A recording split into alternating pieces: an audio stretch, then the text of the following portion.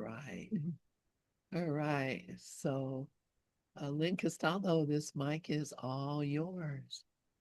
We are reading The Annihilated Self, Consumed by the Fire of Love by James F. Twyman. And I'm going to just start out with a prayer. This is St. Padre Pio's prayer to Jesus. Oh, my Jesus, you have said, truly I say to you, ask and it will be given you. Seek and you will find. Knock and it will be open to you. Behold, I knock, I seek, and I ask for the grace of, and you can mention your grace, your request, and I'm going to ask for the will of God to be done. And then I saw this quote from David Hawkins that I think just really spoke to me here. The decision is to allow rather than to do. The only thing one can actually do is to be one's potential to the fullest. So that's what we're here, to be our potential, to be the fullest that we can be. Isn't that what Frank Sinatra said? Doobie doo. Oh, yeah. All right. Okay. So, what's the first three words of your Uh, sentence? the truth is forever true. Okay, let me go find that. It's after a long commentary of love. Okay. Um, it says, yes, and I'll just reread that as, yes, my beloved, that is the perfect forgetting. Forget me to remember me. Forget yourself to remember all. Let the world continue. Let the stars spin. Let saints and sages speak their holy words. But you, be silent, be still, be. And when someone asks you who you are, say nothing. And when someone praises your peace, let it pass through you like wind through grass. Because you are no longer the voice. You are the space into which the voice dissolves. And I am here. I have always been here.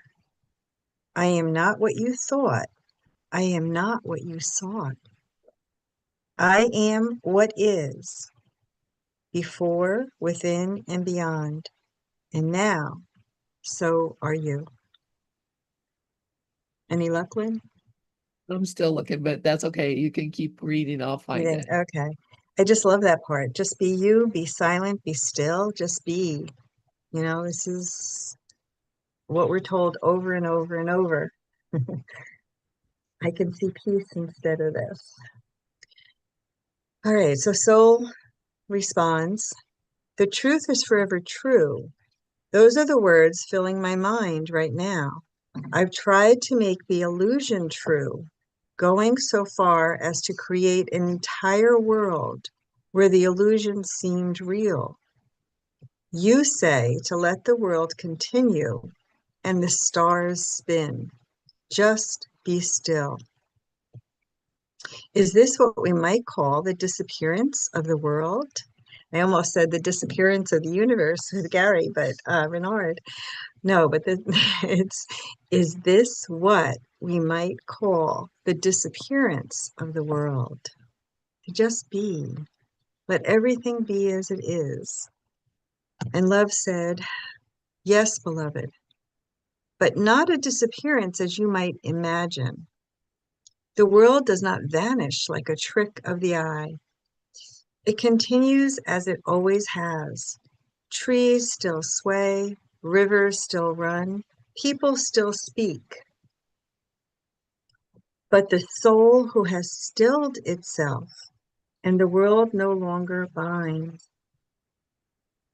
But the soul who has stilled itself, the world no longer binds. The illusion you tried to make true was never the world itself.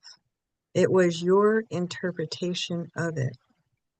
Your effort to make it meaningful, threatening, valuable, painful, or redemptive. In stillness, those projections fade, And what is left is the world as it truly is, transparent, passing, innocent. Oh, what a beautiful word, innocent. Isn't that what we want? Peace and love and innocence. The world you created, the one built on judgment, preference, fear, and desire, that world disappears, not in form, but in weight. It no longer carries your identity. It no longer confirms or denies your worth. And this is just reminding me of uh, some inspiration I had received from Holy Spirit. And he says, pause with me. Do not be afraid of my answer, nor worry about how to carry it out. Do not, um, do not worry.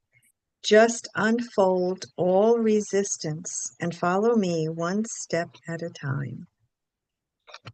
Just trust in my way. So here we are again saying the world will become transparent, passing, and innocent. Unfortunately, we built a world on judgment, preference, fear, and desire. But all of that will disappear in weight. It no longer carries your identity. It no longer says or confirms or denies your worth. Soul says, so I've never truly seen the world.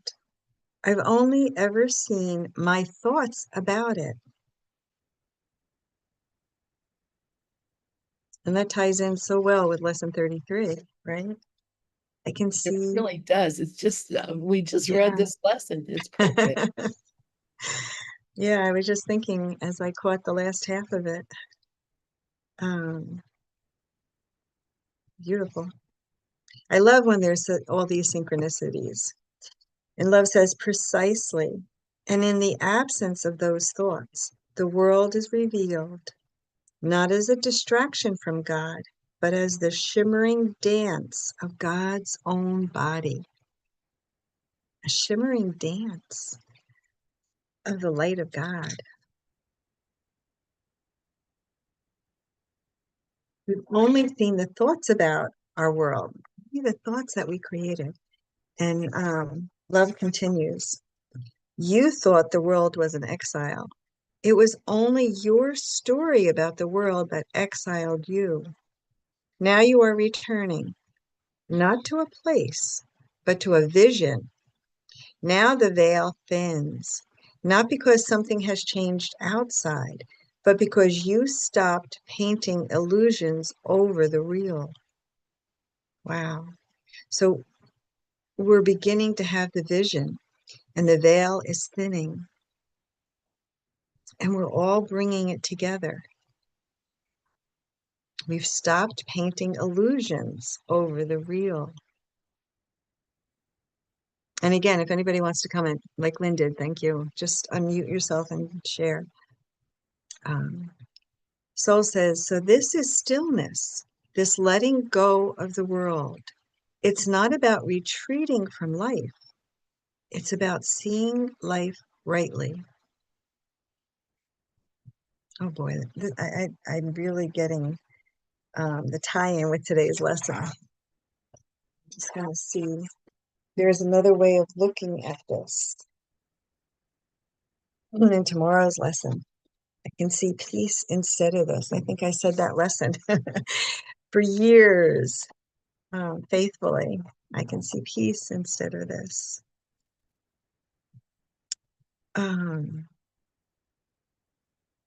love says, yes, life remains, but not your life, not the life you controlled, shaped and worried over.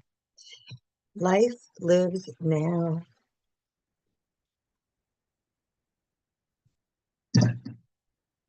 You become its servant instead of its director.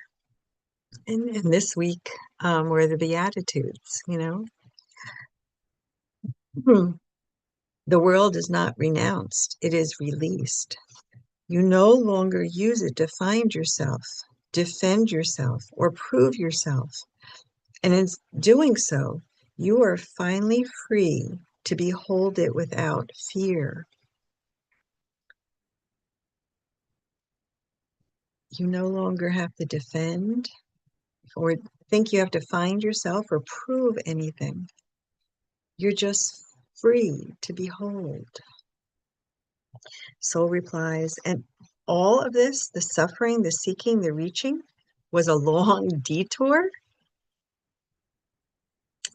Love says, not a detour, a spiraling path. Every turn revealed the next illusion. Every ache carved room for me.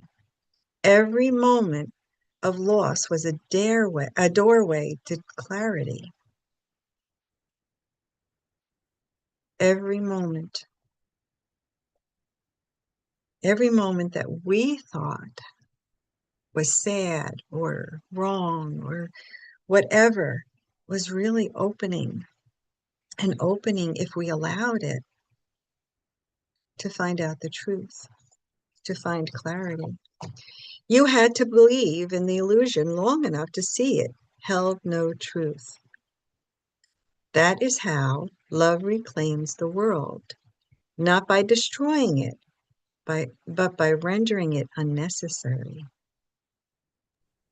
Lynn, I just wanted to say something real quick here. Please. 'Cause I've thought about this spiraling path, that it seems like we're coming back to the same place over and over and over again, but it's always different because we've come full circle 360 and but instead of coming back to the same place, we come back to a place that's a little bit higher. And the first time when you just read this made me think, because I usually think of like a slinky or, some kind of a spiraling thing, but I just thought about a screw. And if you're like a wood screw, okay, and you're going to screw a wood screw into a piece of wood, all right, that doesn't have a hole in it already, but as you screw it in, it through the spiral, it is revealing the next bit. It's opening up and moving out the old and replacing it, moving it and filling it. Uh, and so if you take a wood screw and you screw it through a piece of wood, if you take it out, there's a hole through the wood completely. And as far as the screw went, that's what's happening. It's not just going and looking, it's actually digging out when it said every ache carved room for me. I'm like, that's what that screw is doing. It's carving. Maybe that's an obtuse thing. Maybe a lot of folks don't have experience screwing things into wood, but I could see it. Well, it's same thing with mining. If you're mining, um, it boring into the earth, you have this thing that is like a spiral. It's a screw, and its purpose is to dig in and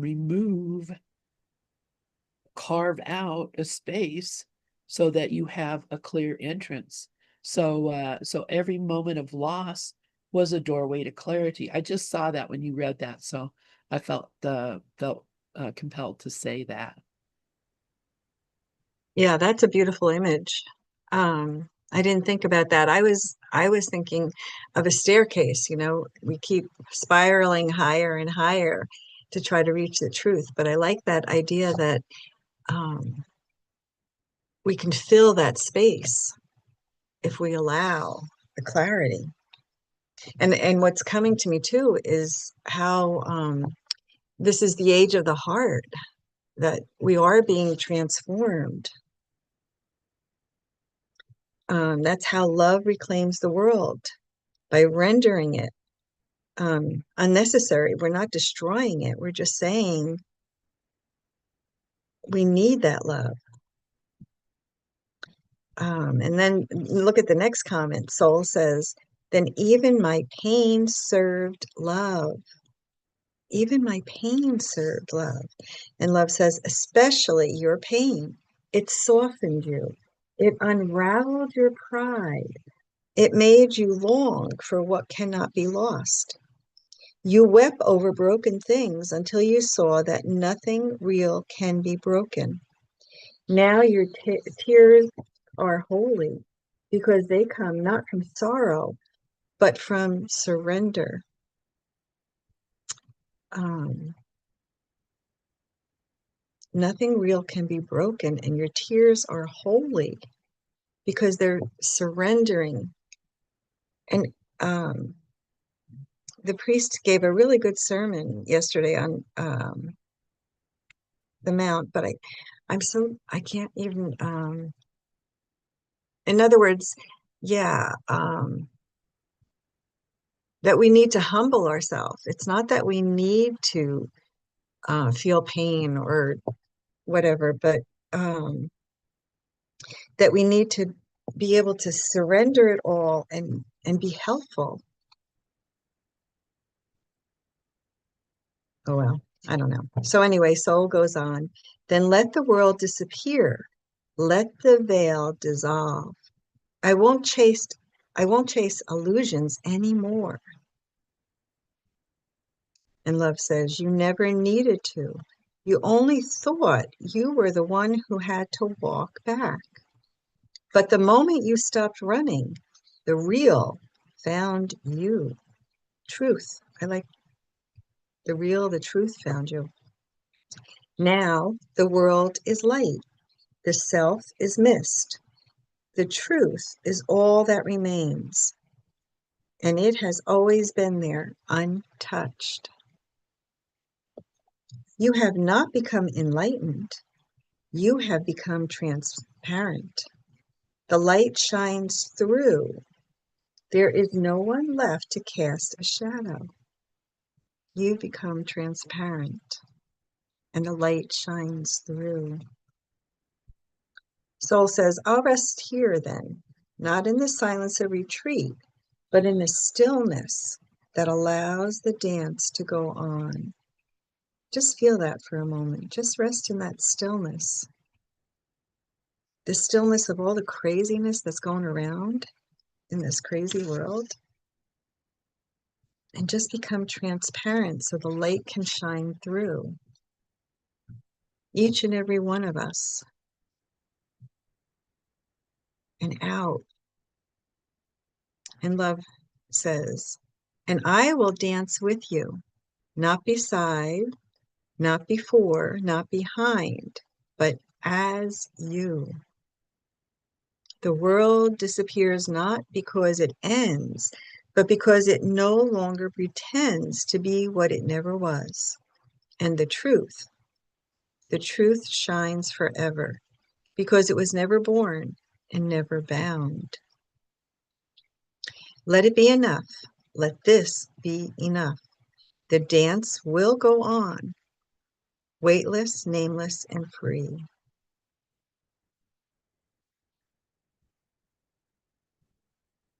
It, the world never pretends to be what it never was. And that's the truth of who we are. And the light dances with us.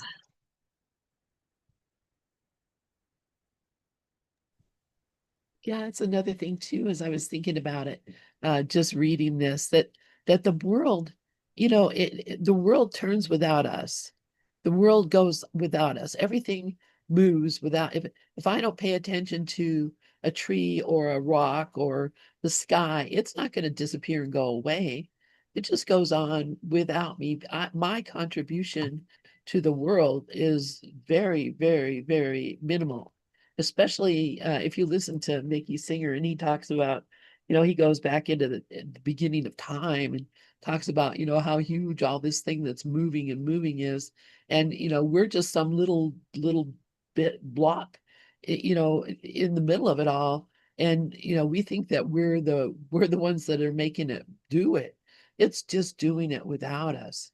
The world, truth, love, uh, what is the real, not the false world that we see, the false world that we see, that's what we're trying to put over the real world to see through our perception and have opinions about it. But with or without my opinion, the world goes on. I can say it's a bad thing, birds are, dying, or it's a bad thing that the ocean is, in trouble, or it's a bad thing that people are doing this stuff. But my opinion has nothing to do with any of it. It's going on because it's a part of the play. It's all set up to move along. And so, with or without me, it's going on. And I love that. And when he's talking about the dance, I think about well, first off, one of my very favorite songs of all time by Garth Brooks, called "The Dance," Mm, which really it does describe this. But also, there have been a lot of uh, AI music videos on that have dancing Sufis, the whirling mm, dervishes, um, dancing during the song. And that's what it made me think of these people, which I've done this, and I know people who do this, and just be there following my hand around and around in circles over and over. And you do become like, it is like you go into a trance doing it. You don't become dizzy. mm. It really is just a floating experience. So this whole dance going on, weightless, nameless, and free, just made me think of those things. So anyway, I don't know why I'm so chatty today, but I Oh, feel like, I'm enjoying it. Thank you. Yeah, no, I was almost thinking like maybe we should play the song. Uh, yeah, I'd like to. I have to check and see if it's got a copyright. I know it does, because, and I don't want to get in trouble with oh, okay. for copyrights. Oh my gosh, I've All got right. 7 strikes against me. But as long as Oh I don't gosh. monetize the channel, then it doesn't bother anything. But if I decided I wanted to start making money off our YouTube, which we do not, because I have no desire for that, uh, Mm. they're not going to bother me. So anyway, enough of that. I'll let you read on. Well, thanks for sharing. Yeah, let this be enough, and the dance will go on, weightless, nameless, and free. So now we're on chapter 12, The Secret of My Face. Soul says, there's a quote I'd like to share with you from one of my spiritual teachers, Thomas Merton. He said, I have only one desire, and that is the desire for solitude, to disappear into God, to be submerged in His peace, to be lost in the secret of His face. This is very similar to what you were teaching me, love. Oh, I like that quote a lot. To just disappear into God and be submerged in His peace. Wow. So love replies, yes, dear soul. Merton was already dissolving when he wrote those words. He saw the futility of seeking God through anything other than disappearance. That desire for solitude is not a withdrawal from the world. It is a surrender of the illusion that there is anything other than God. Oh, is that powerful? So we're not trying to um, withdraw from the world. We're just totally surrendering to God and seeking. To be lost in the secret of my face is to vanish into what cannot be seen, described, or named. It is not the finding of God, but the losing of everything else. Oh, I never thought of it that way. To be lost in the secret of my face is to vanish into what cannot be seen, described, or named. It's not the finding of God, but the losing of everything else. When he said to disappear into God, he did not mean death nor escape. He meant the sacred vanishing, the holy unknowing, the quiet flame that consumes the veil of self until only light remains. So we disappear into the surrender. And soul replies, I feel that longing too, to submerge into peace, to fall so deeply into silence that even the thought of me no longer rises. And love says, that longing is the final grace. It does not ask you to build, fix, or offer. It asks you only to let go. Let the longing deepen until it becomes stillness. Let it carry you inward until you are no longer the one who longs. Then you will not find me as an object or as an other.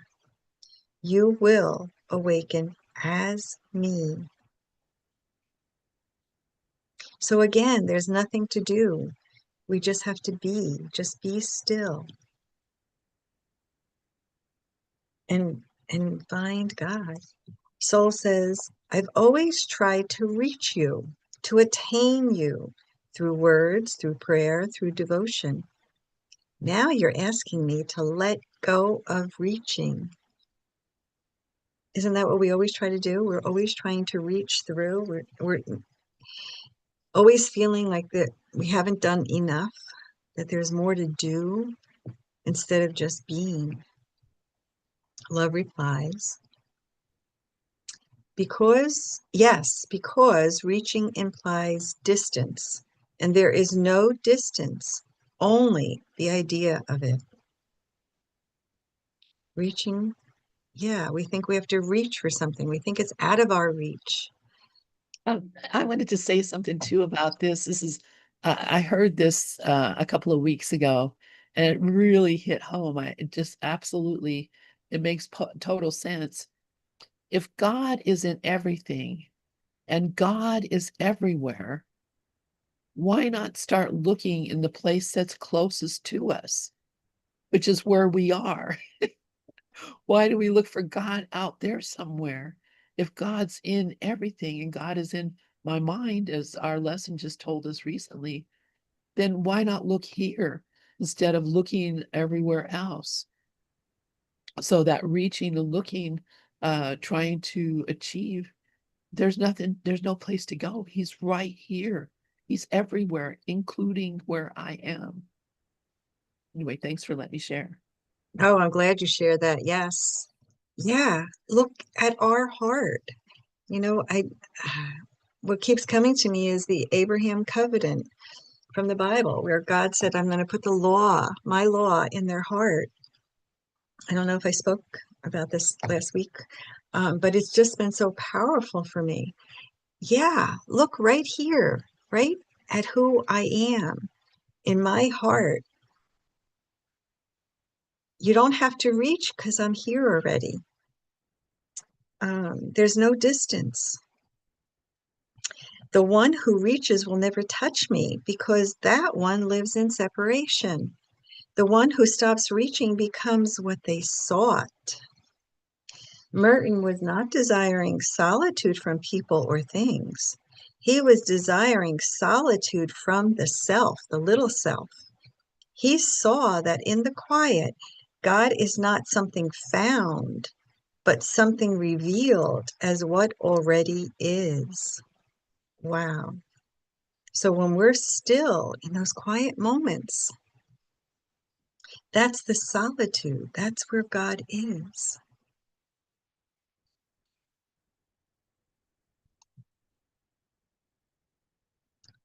Soul says, then is that my only task now? To let myself disappear into you? Yes, love says. And even that word, task, is too heavy. It's not a task. It's a return, a melting, a remembering. Do not think of it as an effort. Think of it as warmth melting snow, a light dissolving fog. Nothing is lost except the veil. It's not a task, we're already there. We can just disappear into God. It's just a remembering, a return. It's not even an effort.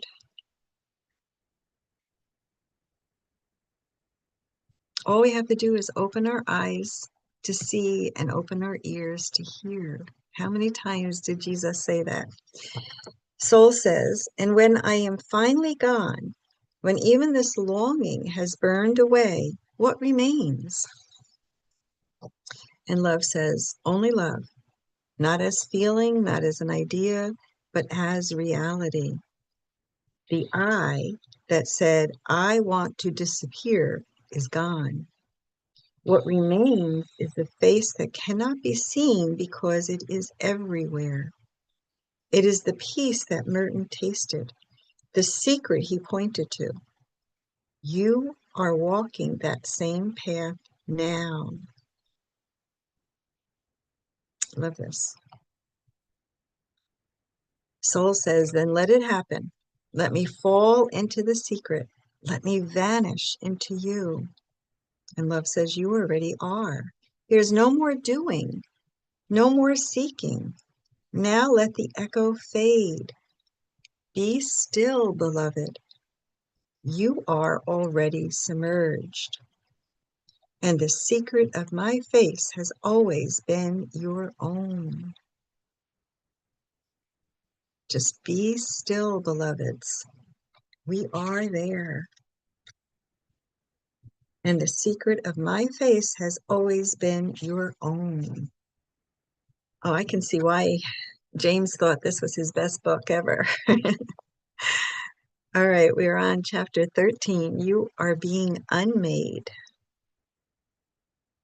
And Soul says, your love is penetrating every part of my life, dissolving every concept I clung to or hoped was real. Those symbols drift free from my mind, and all my questions seem to vanish. But there is still one I sense within, and I want to hear how love will respond. Are you the Christ, speaking to and through me? Part of me is asking if yours is the same voice that spoke through Jesus 2,000 years ago. But I know that the answer is so much bigger than a single identity, even one as awakened as Jesus. I know that the Christ is the extension of God's love and loveliness.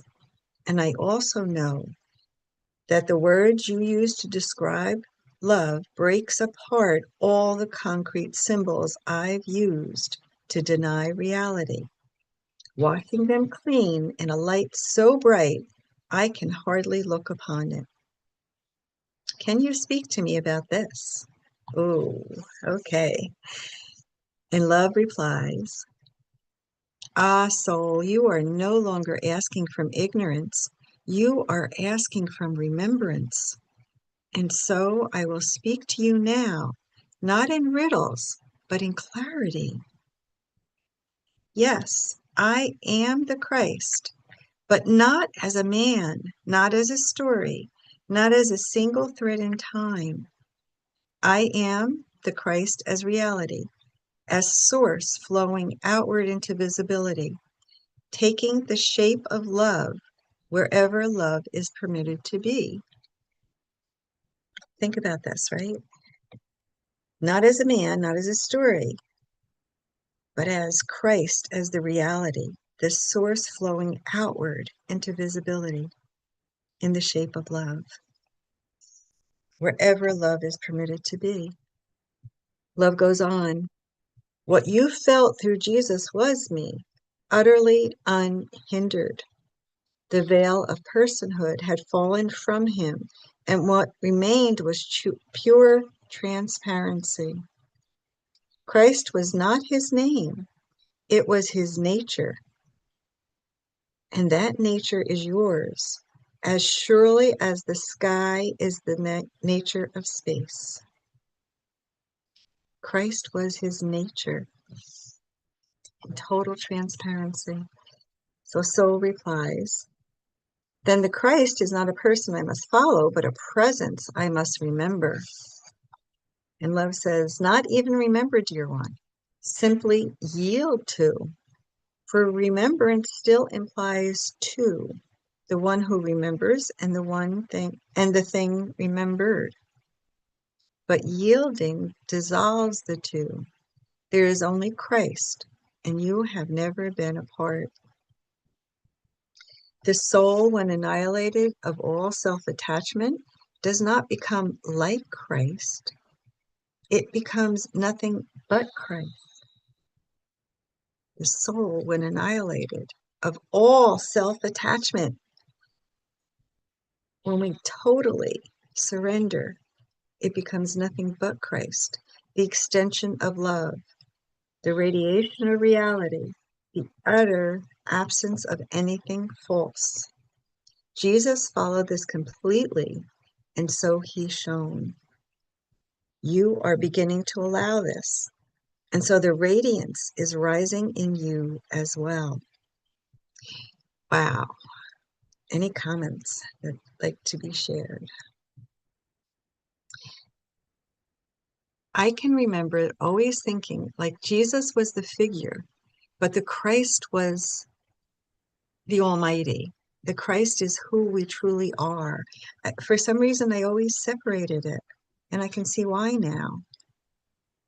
Yeah, and that's why in the clarification of terms, which is the group that Gloria and I are doing earlier in the morning, there's a section called Jesus the Christ, and it talks about the name of Jesus. He was a man who saw the face of Christ in everyone he saw, and so he remembered God and became associated with the Christ. So it was by changing his perception. That's why these lessons that we're doing right now are so important, because we're being taught how to shift our perception. Because when you change your perception from seeing a man to seeing the Christ, and you do that, if you could just do that with one person, then you would do it with everyone and everything. And once you saw the Christ, you would remember God and you would become the Christ, because that's what you are. And so is so important. That's why looking without judgment, looking and changing our perception is the key to doing this work. We can do all kinds of other things, be kind, save people, save the earth, whatever, stop the violence. We can do all those things, but until we can look at each and every person and know, not just say you're the Christ, actually know that they are the Christ, then we will become associated with the Christ. That's what Jesus did. And when he did that, it shifted, and he was no longer a body. He was a man no more. And he just basically was projecting what we call the body, uh, so that people, he could talk to people. And that's literally what it says in A Course in Miracles. He was projecting that body, manifesting that body, but it was not a real body. That's why he didn't experience pain. That's why he didn't experience any death. He could just make a body whenever anybody was around to see it. But he didn't have to have a body, because he didn't have a body. There is Mm, no body of Christ. It is Christ. In fact, Christ and the body are not compatible at all. Christ is the being, and Christ could project a body, but he would never again think he was the body. We're projecting our bodies, but we believe that we are this thing. I believe that I'm this body, which, mm, and if I knew that I was not, if I knew that I was not, then I would be, what would I care about anything in the world?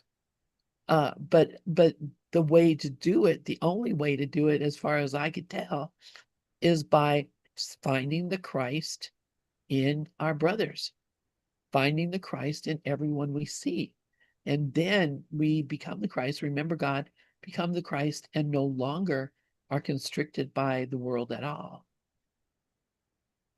So anyway, those are my thoughts about Mm, mm. And hopefully we'll see that in this world, in our lifetime. our life. I'm playing with it. I'm trying, Lynn. Hopefully. It's hard Yeah, not hard to look at the world and not I judge know. being evil, or it Hmm. really is hard to look and say and truly know that they are the Christ. Mm, Not hmm. the body, not the personality, not the things they do. Truly know that what they really are is the Christ, just playing a part, wearing a costume, Yeah. And not judging. and not Maybe judging. that. That's the Yeah, biggest one, right? For me anyway. yeah. Um, wow. Yeah. So let's go to see. It says soul. But so many worship him as the one and only Christ. And I once did too. What becomes of that reverence now? And love says, let it deepen, let it widen. The one you worshipped was not asking for reverence to be given to his form, but to the truth he revealed, the truth that Christ revealed. He did not say, worship me. He said, follow me. And to follow him is to vanish as he vanished, to forgive as he forgave, to love as if no boundaries had ever existed, to love total. That is the only altar he ever built. Reverence is not wrong, but it becomes hollow when it is chained to image. Worship the Christ by becoming what you adored. Worship not with song, but with surrender. Yeah, right? The qualities, the forgiveness, the love, um, those are what we need to follow. And Soul says, then I must also become what he was not. Okay, I'm sorry. Then I must also become what he was, not a body, but a vessel. And Love says, not even a vessel. If you would know the fullness of joy, a vessel still holds shape, still believes in being a part. You are not called to hold me. You are called to be me, no edge, no center, no boundary. That is how you'll live when the self has been completely annihilated. The soul who does not act from virtue or fear, who no longer counts its steps or seeks its reward. This soul is not holy by doing, but by being empty enough to let only love live. We're asked to come with holy, empty hands, to open up just to love. And Soul says, then Jesus was not the gate. He was the one who pointed to the gate. Love says, he was the gate, and now so are you. Every awakened soul is a gate. Every soul that has forgotten itself becomes the passage through which the world returns to God. But even the gate disappears when all have passed through. There is no need for signs when the journey is complete. Every soul that has forgotten itself becomes the passage through which the world returns to God. Every soul becomes the awakened. Every awakened soul is a gate, and that gate returns us to God as we surrender and go through. And again, Empty enough. that's what Jesus said also. Uh, Mm-hmm. in the Bible, I am the way, the truth, and the light. He wasn't saying I'm the only way. He was saying he had become the way. he was the gate, he was the road, he was the way. And you know, he did that to show us that that's what we have to become. We have to become that hollow reed. Yeah. Um, yeah, Worship the Christ by becoming what you adored, and then surrender and surrender and surrender more. Um, but even the gate disappears when all have passed through. There is no need for signs when the journey is complete. And then Soul says, I feel like I'm being stretched so far beyond what I once believed, but I also feel like I've never heard anything more true. And Love says, that is how you know. Truth doesn't feel like an answer, but like a silence so deep you cannot speak around it. It does not fill you, it empties you. And in the emptiness, there is peace beyond peace. You are not being taught, you are being unmade. And Soul says, is that why my answers keep disappearing? I'm sorry, is that why my questions keep disappearing? I don't even feel the need to understand anymore. And Love says, that's right. Understanding belongs to the mind, but the mind was never meant to carry the weight of reality. It can point, but it cannot contain. What you feel now is knowing without knowing. It is the original state, the child of heaven who never needed explanation. This is how the Christ speaks, not in logic, not in doctrine, but in the wordless transmission of light. You are receiving that now. Wow. We're all receiving that transmission of light now. The knowing without knowing. Um, wow. I'm going to end here, but this is so beautiful. Um, and we're on page, well, I'm on page 122. I don't know where page you're 104 going to. here. Yeah, So and it says I only have 27 minutes left in the book, so I would think we'll finish next week, yeah, possibly, yeah. depending This on, is so beautiful. I love this, Lynn. I'm so I glad. know, I don't want it to end. I know. Now you got to think of something else to read. All right. Yeah. Yeah. Get there. All right. Well, Okay. Castaldo, I do appreciate you and appreciate you being here. And gosh, we've been friends for a long, and Yes. I'm just so grateful for that. All right. We will see you again next week, or I'll probably see you. Yes. I Oh, think so. all right. Very Yes. good. So All right. far. But I just wanted to tell Robert that I did read part of, I read what he sent me, and Ah. I definitely